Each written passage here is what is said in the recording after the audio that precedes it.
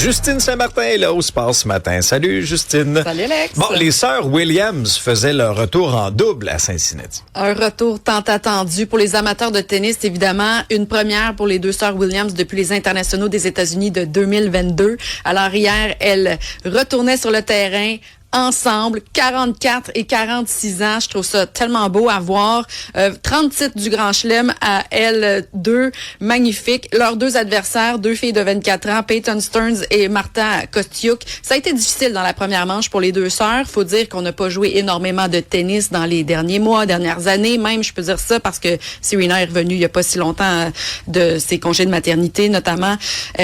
Donc, première manche difficile, rythme lent, tu sais, pour les sœurs qui avaient peut-être de la difficulté à retrouver la forme. 6-2 défaite la première manche. Par la suite, je sais pas ce qui s'est passé au banc entre les deux, qu'est-ce qu'elles se sont dit, mais les deux sont revenus en Lyon, ont remporté la deuxième manche 6-1.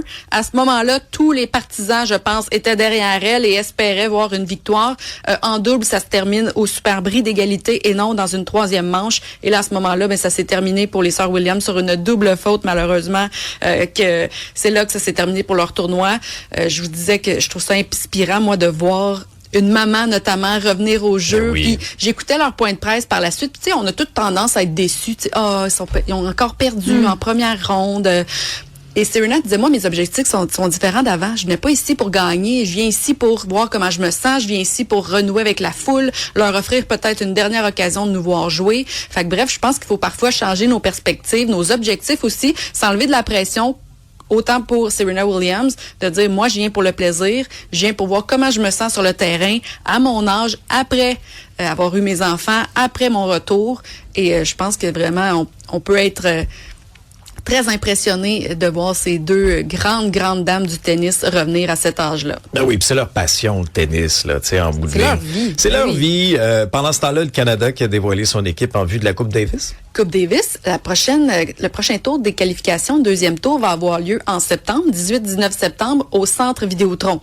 Donc, les partisans qui seront présents à Québec étaient probablement très heureux de voir l'annonce hier de l'équipe canadienne. Donc, Félix Auger-Aliassime, qui sera le grand meneur de cette équipe, aux côtés de Gabriel Diallo, l'autre Québécois. Alors, deux Québécois à encourager au Centre Vidéotron. Et ils seront en compagnie des deux Ontariens, Liam Draxel et Duncan Chan. Duncan Chan qu'on a vu à Montréal il y a quelques jours à peine. Et souvenez-vous, il y avait eu un beau parcours avec Alexis Galarneau, notamment en double. Et c'est un jeune joueur qui joue encore universitaire. Alors, dans quelques jours, retourne sur les bancs d'école aux États-Unis. Parcours exceptionnel à Montréal. Vraiment de belles expériences. Ce sera une première pour lui à la Coupe Davis. Ils vont affronter les Français.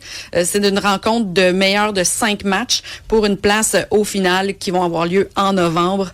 Vraiment des matchs toujours exceptionnels. C'est un peu différent aussi. Il y a énormément d'ambiance. Je vous invite à vous procurer vos billets. Sinon, les matchs seront présentés aussi sur les ondes de TVA Sport.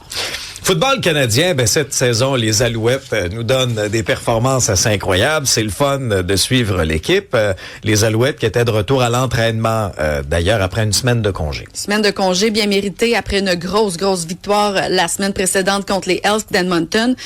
J'ai pas envie de dire que les Alouettes surprennent, là, parce qu'on s'attendait à ce que Davis Alexander soit au sommet de son art, que l'équipe brille tout comme ils l'ont fait l'année précédente. Mais est-ce qu'on s'attendait à ce qu'elle domine à ce point-là? C'est vraiment beau ce qui se passe présentement chez les Alouettes. 8 victoires, un seul revers, meilleure formation de la Ligue. On voit pas beaucoup de points négatifs à cette formation-là. Il y a des joueurs en plus qui seront de retour probablement cette semaine pour le match de jeudi contre le Rouge et Noir, notamment Jeffrey Quentin-Arcou, le Québécois, qui est un membre important de la défensive. Alors, tous de bonnes nouvelles. Malgré tout ça, je vous laisse entendre le directeur général hier, Danny Maciociak. Je veux pas parler de bilan de mi-saison, mais quand même, a fait le point sur « on est content, mais ». Quand on regarde côté fiche, est-ce qu'on est satisfait? Je dirais oui.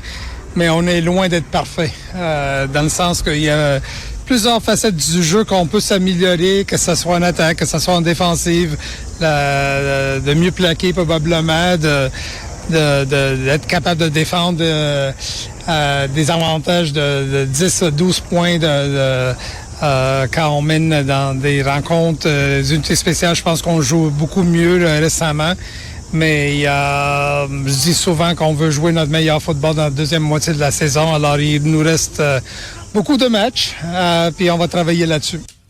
Donc voilà, la deuxième moitié de la saison qui est tout aussi importante, mais dès les prochaines semaines, on pourrait déjà confirmer le premier rang de l'Est. Oui, hein, vous dire à quel point ils sont en train de dominer. Et je trouvais ça beau parce que Danny Machocha disait, j'ai l'impression de revivre les belles années d'Anthony Calvillo. Il y a une belle chimie dans un jeune groupe de joueurs qui veulent jouer à Montréal, qui ont choisi Montréal et qui l'ont sur le cœur. Et je pense que ça se ressent vraiment pour tous les partisans et sur le terrain. Merci beaucoup, Justine. Merci. Salut. Dans les prochaines minutes, on va parler avec Anne-Caroline Desplanques, journaliste au bureau d'enquête, pour revenir sur la une du journal ce matin. La tournée Trudeau-Perry nous coûte un bras, c'est de cette façon-là qu'on a titré, parce qu'il faut continuer de protéger l'ex-premier ministre Trudeau, non seulement lorsqu'il va faire, par exemple, des conférences, on peut le comprendre, mais c'est parce que M. Trudeau, il a tout un train de vie comparativement à d'autres anciens premiers ministres, comme M. Harper, M. Chrétien, beaucoup de jet-set aussi, beaucoup de sorties, des festivals. Il faut le protéger aussi dans ces événements-là, et c'est sur votre bras. Question, commentaire, 187 Cube Radio.